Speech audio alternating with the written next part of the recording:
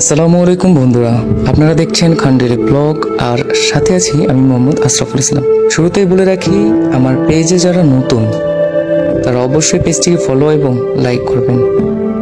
আজকে কথা বলবো পতিশহর কাছারি বাড়ি নিয়ে।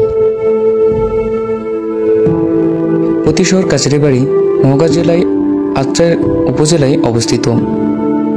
বিশ্বকবি রবীন্দ্রনাথ ঠাকুরের স্মৃতি বিজড়িত গ্রাম পতিশহর।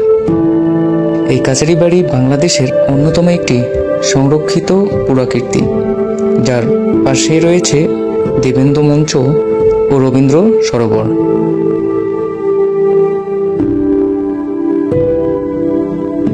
আঠারোশো 91 সালে রবীন্দ্রনাথ ঠাকুর প্রথম পতিশহরে আসেন। তখন তিনি কালীগ্রাম স্টেটের জমিদারের দায়িত্ব পালন করেন। তখন পতিশহর কালীগ্রাম স্টেটের কাছারি বাড়ি ছিল। 1891 সাল থেকে 1937 সাল পর্যন্ত অবস্থানকালীন সময়ে তিনি অসংখ্য কবিতা, গান, গল্প, উপন্যাস ও চিঠিপত্র লিখেছেন।